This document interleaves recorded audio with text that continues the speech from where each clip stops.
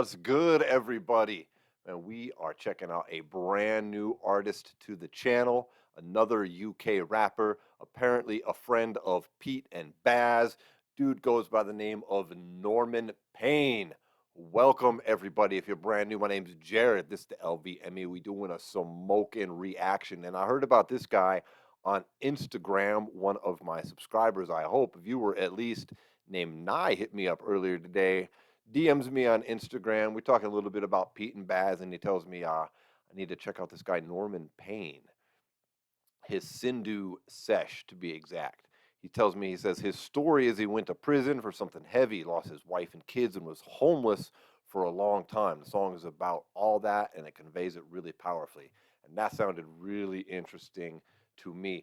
He sent me a little picture here. Actually, it's probably the song I could play, but I saw the thumbnail for it, and it just looks very interesting too. The guy looks interesting in the picture. So I'm glad you all are here for it. I've been really digging, discovering these new to me, older UK rappers. So we here for this one, Sindhu Sesh. If you're brand new to the channel, thank you so much for hanging out. I got to warn you from the tip, though, I am going to be pausing it. We're going to be talking about that. That's what we do here on this channel. If you want to hear Norman's song, his Sindhu Sesh, all the way through without my commentary, click the link down there. It's going to take you to the Sindhu World YouTube channel where you should subscribe.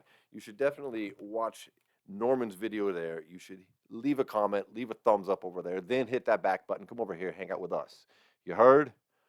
And we're going to do this thing. Please, everybody, hit me up in the comments as we go along. I'll try to get back to as many as I can. And those of you that ever want to chat on Instagram, you can hit me up over there too. It's at the LVME. All right. No idea what to expect here, man, other than dude looked pretty hardcore. I don't see him in the photo yet, but he had like his shirt off or shirt open. Looks like an older guy. We'll see what's up here. Sindhu Sesh, Norman Payne.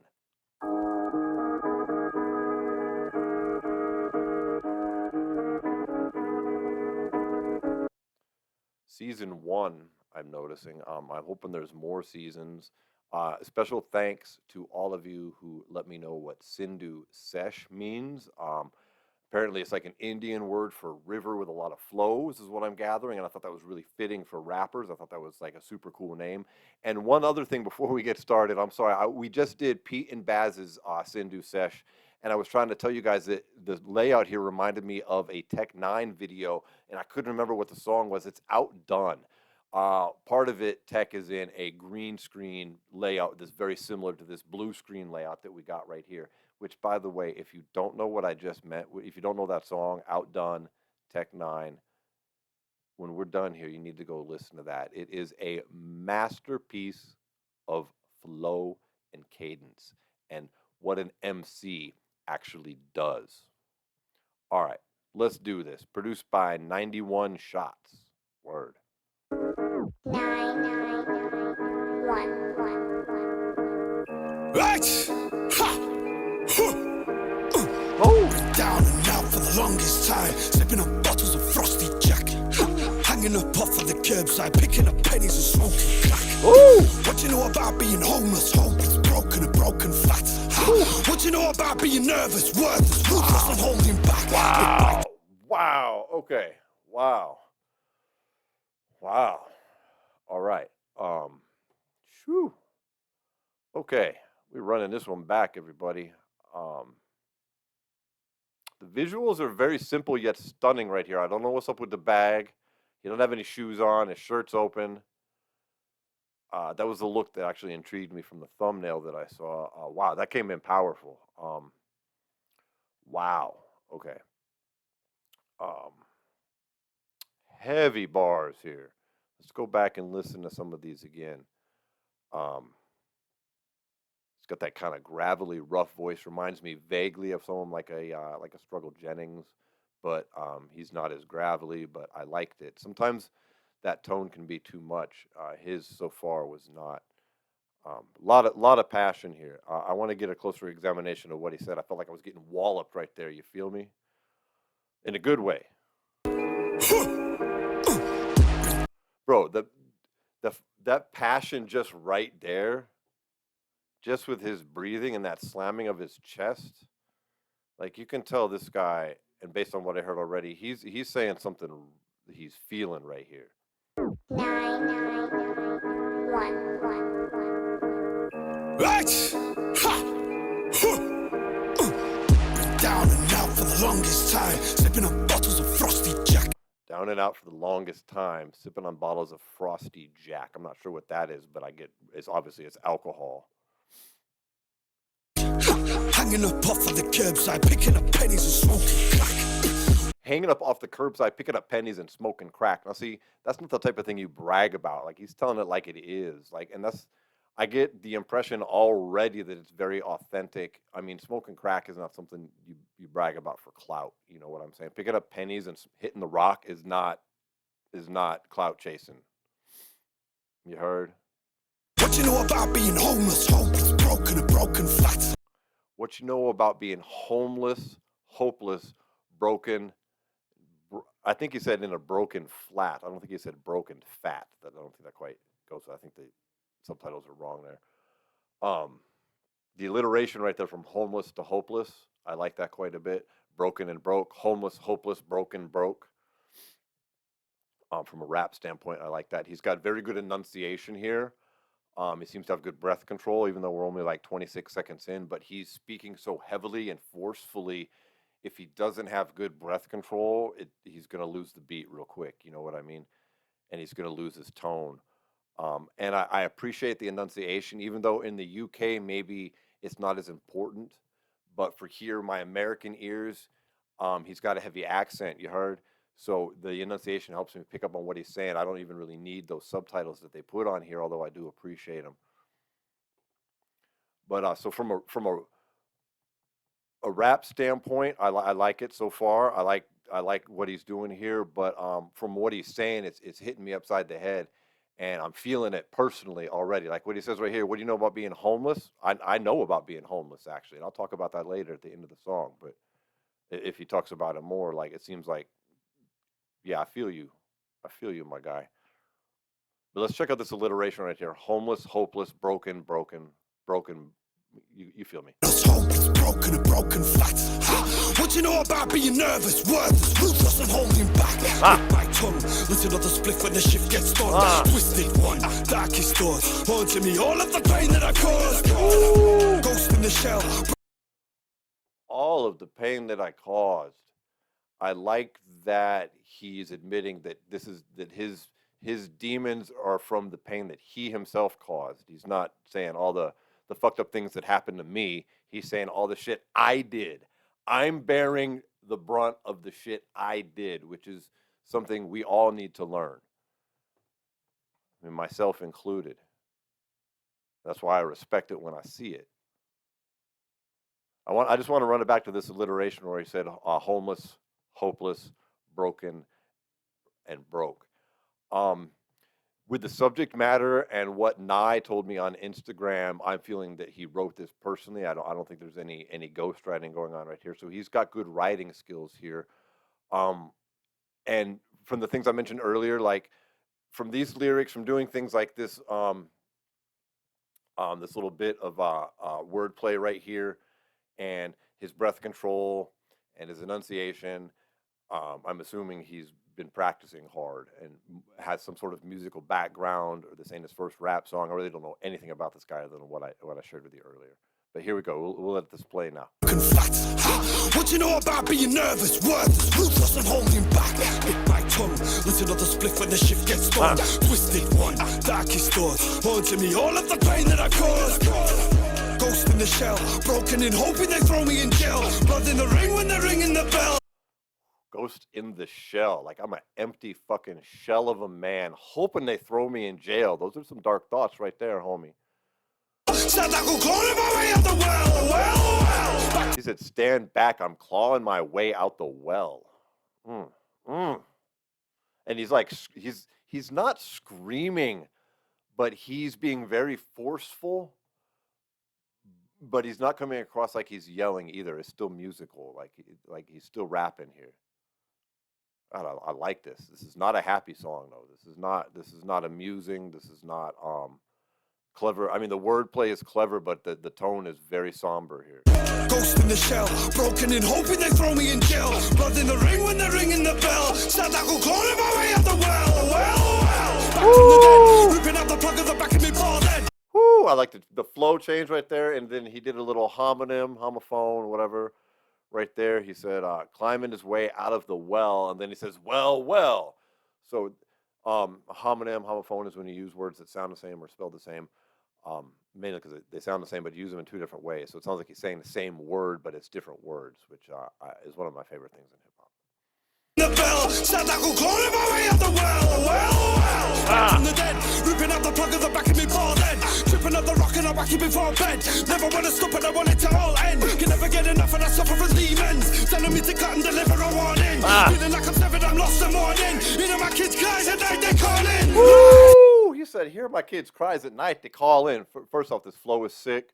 Again, with the emotion behind him here. Fuck. I like it. He said he's pulling the plug out the back of his head. Let's run this back a little bit. These are powerful bars here, very powerful, and they're being delivered very fucking well. Back from the dead, ripping out the plug of the back of me bald head. Tripping up the rock and I whack it before bed. Never wanna stop and I want it to all end. Can never get enough and I suffer from demons. Telling me to cut and deliver a warning. Feeling like I'm severed, I'm lost in morning. You know my kids' cry. Feeling like I'm severed, I'm lost in mourning, hearing my kids' cries at night. They're calling. Fight. Damn. What you gonna do when the big bad wolf comes knocking at your door? How tell me that? Didn't even care for the money no more. Rack it up, then blow it on crack. Notes wrapped up tight in a tube black shape when I sniff those packs. What you really know? The tube wrapped up tight when he's sniffing them packs. Like, he's just admitting, like, he just lost his mind. Not lost his mind, but lost his hope, lost his center, blowing his money on bad drugs, like shit that leads to destruction and despair. Well, all hearing this kid's cries like echoing in his brain. That's rough, son. Knocking at your door, how tell me that? Didn't even care for the money no more. Rack it up, then blow it on crack. Don't even care about the money. Don't give a shit. Notes wrapped up tight in a tube black shape when I sniff those packs. What you really know about losing everything that you have and then making it back? Woo! What you really know about losing everything you have and then making it back? I do.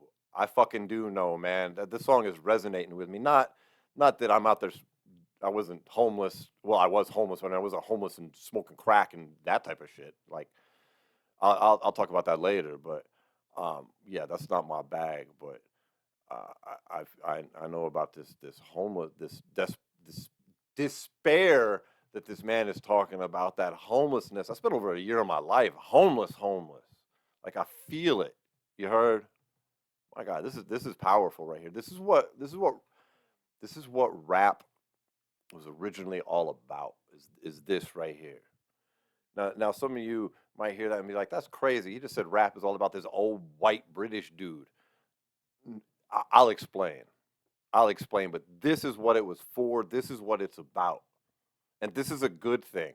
I bet some people would listen to this song and think that, like, this is bad, like what he's talking about here. I'll expand on this when we're done. Notes wrapped up tight in a tube black shape when I sniff those packs. What you really know about losing everything that you have and then making it back? Slit my wrists, cut my veins, drain my blood, drown my shame. Grab that shotgun, cock that back, aim it at my head, so fuck my brain. I don't wanna feel love, I don't wanna be loved, I just wanna feel pain. Bro, yeah, man, this guy is letting it out right there. That is raw emotion. I don't want to feel love. I don't want to be loved. I don't want to feel joy. I want to feel pain. That's when you know you're in a spot of terrible, terrible self-loathing and despair. I don't want to feel love, I don't want to be loved, I just want to feel pain. I don't want to feel joy, I don't want to feel trust, just make me pay. Ooh, I don't want to feel joy, I don't want to feel trust, just make me pay.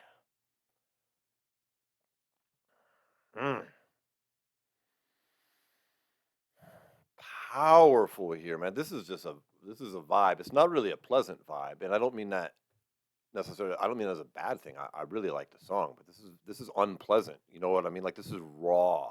This is dark, and it has this huge aura of authenticity behind what he's saying here. Love, I don't wanna be loved, I just wanna feel pain. I don't wanna feel joy, I don't wanna feel touch, just make me pay. Racking up fines, black leather trench coat covered in shite. Back to the friend zone every night, and I can't get a woman despite how I try. All right, from a rap standpoint, it's cool, like when you've got words that are the same but different, like shit and shite. And so because you use the word shite over there, you can make it rhyme with a whole bunch of things that like rappers over here can't make that same rhyme. They can use the same word, even though slightly different, and they can't use it that way. So I like that. Like Tom McDonald does that from time to time. It's just one that comes off the top of my head because he's from Canada originally, even though he of course lives here in America now. But he says against instead of against. So he's been able to make like against rhyme with rain, or someone can't say against and make that rhyme with rain without bending it really bad. You know what I mean?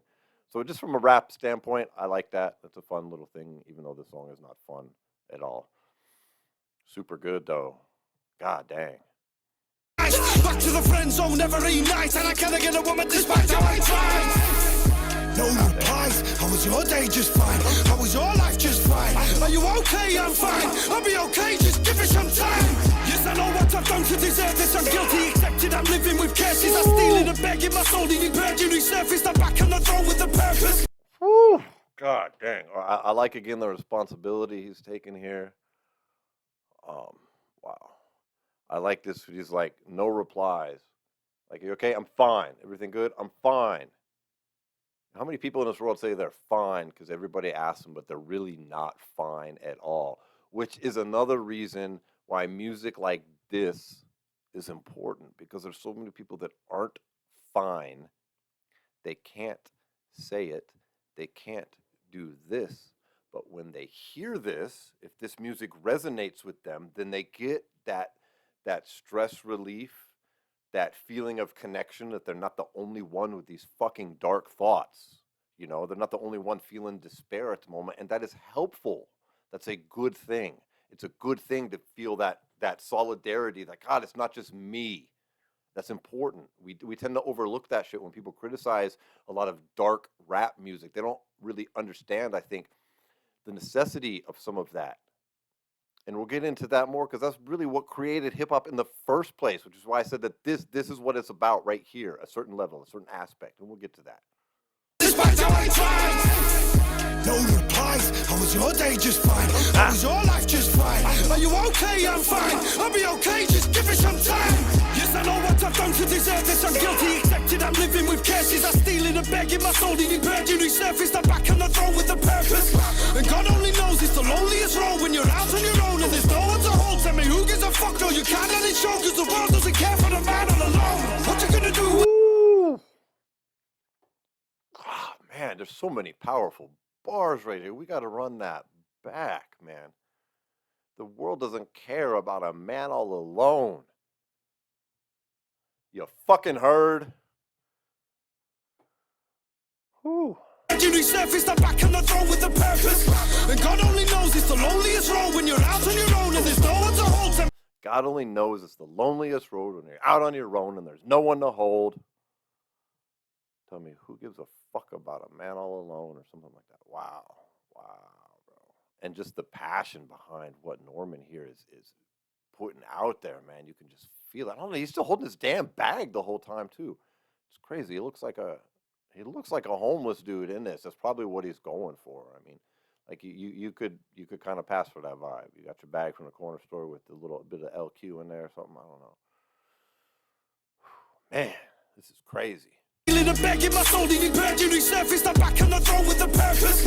And God only knows it's the loneliest road when you're out on your own and there's no one to hold. Tell me who gives a fuck? No, you can't let it show because the world doesn't care for the man all alone. What you gonna do when the big bad wolf comes knocking at your door? How tell me that?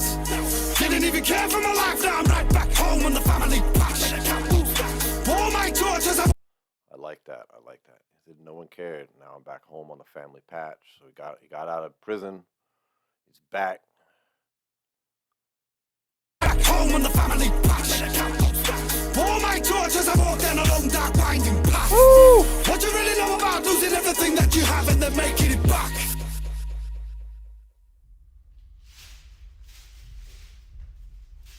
Yeah, you got a brew in there. Wow. Oh, man. That was something. That wasn't what I was expecting there. Wow. That was really good. Thank you, Nye, for recommending that to me. I'm so glad you did. I don't know if I would have seen it otherwise. I got some things I want to talk about here real quick. Number one, I felt that song. Like if you mess with my channel at all, you've been with me for a minute, you know that I'm when something hits, when I can feel it, I respect the hell out of it, because that's what we all really like about music, right? Or so many of us like music that makes us feel something, right? Feel what they're putting out there. That's why I don't like pop music. That's why I don't really like labels, like label artists. Not, I like some of them, don't get me wrong, but it's very difficult for a label artist to do something like we just saw right there. All right, that was just raw emotion. That's a man who probably wouldn't get a record deal as a rapper, you know what I mean, in a traditional setting. And through the world that we live in now in independent music, people like this get a voice. And I really liked it. And what I said earlier about like this is what rap is about right here. Let me lay a little bit of framework. This will take a minute, all right? But bear with me here. I have a point. Like, do you know where rap came from? Like, do you know what it is? Like rap is just one aspect of hip hop culture. Do you know what hip hop culture is? Like, what birthed this? Like, what led to this dude right now in 2024 over there in the UK doing a Sindhu Sesh and spitting about his troubles and what he's facing in such an impassionate way? You got to go all the way back to the late 60s in the Bronx in New York City, America. The Bronx, of course, one of the 5 boroughs in New York City. And in the late 60s, it was a very tumultuous time. There was a lot of gangs, there was violence, there was riots going into the 70s. All right. At one point, I think by like 1968, there was something like 300 gangs just in the Bronx. And it started differentiating into the South Bronx, which was like the hood, and the hood kept growing. All right. And what we wound up with was a bunch of impoverished people. They were disenfranchised, they were facing a lot of struggles and a lot of violence in their life and a lot of gang activity. And as a youth in that time, it's very difficult. You got to understand. And so around then, there's a guy named Clive Campbell, Cool Herc. Cool Herc arrives to the Bronx, like I think in 1968 or 69 with his mom. He's from Jamaica, all right? And he comes out there. His mom used to put on big parties in Jamaica, from what I understand. And he comes out there, he's a DJ, okay? And Cool Herc wants to put on parties. And Cool Herc's got a massive record collection, and Cool Herc has got a massive stereo system, and he starts playing parties, okay? And I'm just kind of skimming the surface here, and there's a point to this, all right? So Cool Herc is best known, okay, for creating the break, for focusing on the breaks in the song, okay? And what he would do at the parties he was DJing, okay, is he would bring 2 turntables, which is why you see 2 turntables with a DJ a lot in throughout hip hop, okay? But he would bring the 2 turntables, and when the song would get to the break, he would extend the break. So when the break ended, he would switch to the other record and the break would continue, and then he could go back and forth between the 2 and extend the breakout, okay? And he would use this time to call people forth at the party to come down to the dance floor and to do their thing, okay? This led to the birth of break dancing. That's why we have that term. He extended the breaks, he called people down, and we had break dancing, okay? Sometimes he would use that time to give shout outs. He would use that time for sometimes commentary, other things that are just going on in the party, calling people down, recognizing people, etc. Okay? He starts exploding in popularity. He's going all over the area.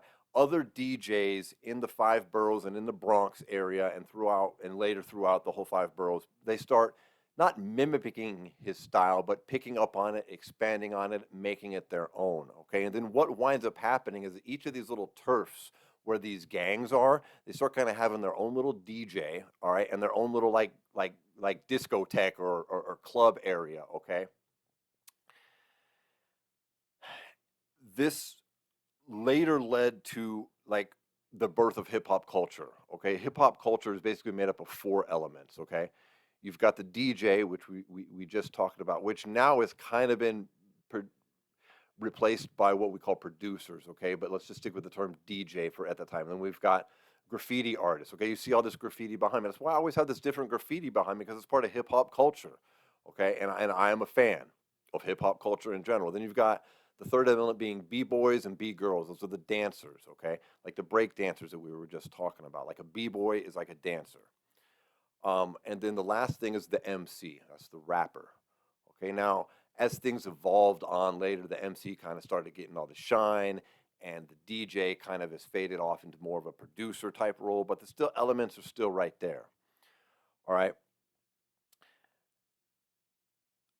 This started to be a way through these parties and these DJs for the youth to, or for them to start to encourage nonviolence between the gangs. Okay, after this started popping off, a guy named Africa Bambaataa, who was at one point a 14-year-old gang leader. Okay, he got involved in hip hop culture, and he created a place in like 1976 called the Universal Zulu Nation, and he would encourage gang members, gang leaders, and drug dealers to come there, lay your drugs down, lay your weapons down, come in, and we're going to participate in these 4 areas of hip hop culture. And he added a 5th that we're not really going to get into right there, okay? And it became a way to take this aggressive energy that angry, disenfranchised, and impoverished people with great amounts of frustration in their life could refocus that anger and that energy into dancing, into graffiti, into making music, which is what the DJ did, and into being an MC, writing lyrics and performing. Okay, like that was the basis of it. Now, unfortunately, Africa Bambaataa, I don't really like talking about that dude very much, because he got accused later of some really dirty shit, like really super dirty. And then instead of facing up for it in court, he like ran from the charges, which they're alleged, but I mean, dude. And so I don't really like talking about it, because it throws a shade and some serious questions about what he was doing back then. But his contribution at the time was undeniable. It was about peace and unity and having a good time when you were there. Okay, and that was the point of hip hop culture and rap back then, was to take people's anger at their frustration in life. And this is how it ties into this old ass man in the UK doing prison time, losing his wife, his kids, and then coming out and spitting his ass off in a Sindhu session.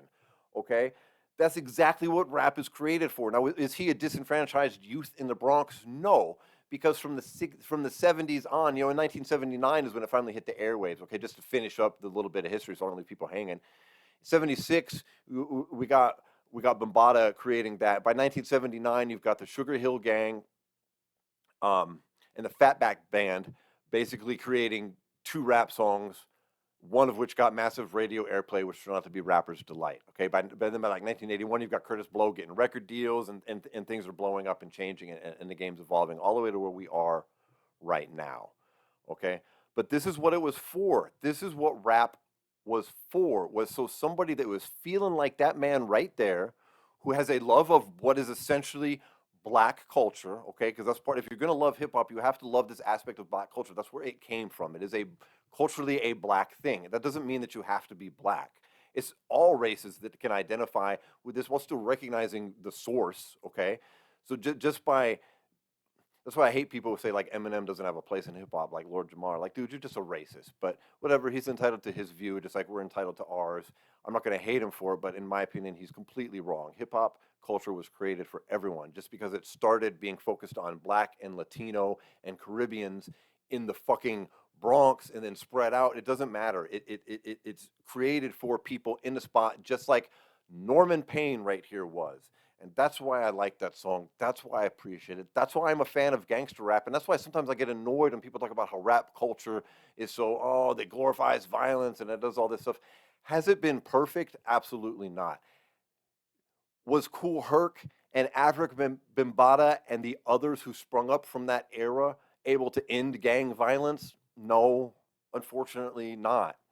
but did it offer at least an alternative? Did it help some people? Does it offer alternatives all the way up to right now and today?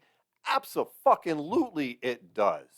Okay, and music like that, this dark and heavy, it's an exercise in release for Norman, and it's an exercise in release for people like me that can identify with part of that, the homelessness part. I was homeless for a year. I've lived on the streets. I have gone hungry. I've lived off grocery store samples. I've slept on the roof of grocery stores. I slept in parks. I slept behind bushes to hide so I wouldn't get jacked. I lived in my car before.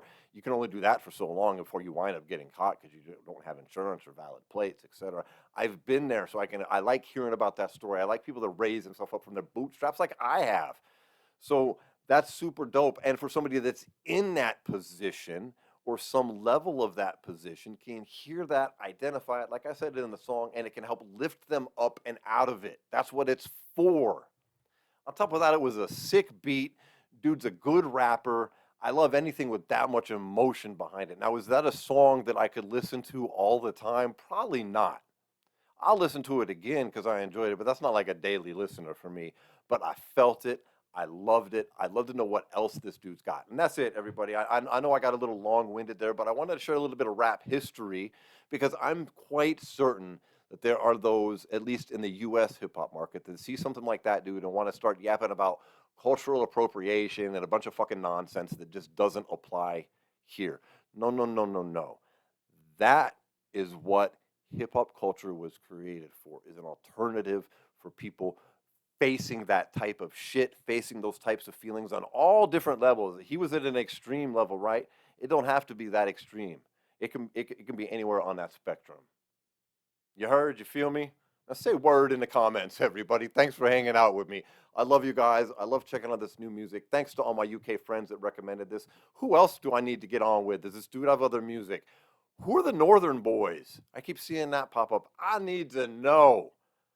I love you guys. Please hit that subscribe button. Please hit that thumbs up. If you want to support the channel at all, hit that super thanks, or you can send a tip directly my way with a PayPal link in the description. Peace.